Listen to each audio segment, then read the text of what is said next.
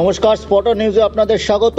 Indian super লিগে প্রথম 6টি ম্যাচে দুর্দান্ত ফুটবল খেলেছিল সুনীল ছেত্রীর বেঙ্গালুরু এফসি, কিন্তু শেষ 6টি ম্যাচে তারা সেভাবে নিজেদের মেলে ধরতে ব্যর্থ হয়েছে। 66 মিনিট পর্যন্ত বেঙ্গালুরু এফসি এদিন গোয়াতে পিছিয়ে ছিল 2 গোলে, কিন্তু গোয়া এগিয়ে গিয়েও শেষ রক্ষা করতে পারেনি। 2-2 গোলে ম্যাচটি শেষ হয়েছে।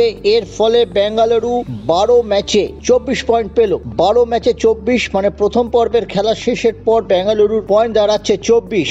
এদিন গোয়াকে এগিয়ে দিয়েছিল বেঙ্গালুরুর প্রাক্তনী সন্দেশ জিঙ্গান, হেড করে গোল করেন 7 মিনিটে। এরপর ট্যাভেরো 66 মিনিটে দুরন্ত গোল করেছেন, 4টি গোলের মধ্যে সেরা। কিন্তু গোয়া তখনই তাদের খেলোয়াড়দের মধ্যে কিছুটা আত্মতুষ্টি আসে। 71 মিনিটে রায়ান উইলিয়ামস ব্যবধান কমান এবং শেষ পর্যন্ত জর্জ পেরেরা ডিয়াজ 83 মিনিটে গোল করে একটি মূল্যবান পয়েন্ট এনে দিয়েছেন বিএফসিকে। সুনীল ছেত্রী এদিন প্রথম একাদশে থাকলেও সেভাবে দাগ কাটতে পারেননি। গোয়ার প্রবলেমটা হলো সন্দেশ জিঙ্গানের মতো বয়স্ক ডিফেন্ডার থাকায় শেষ 10-15 মিনিট তারা দাঁড়িয়ে গিয়েছিল।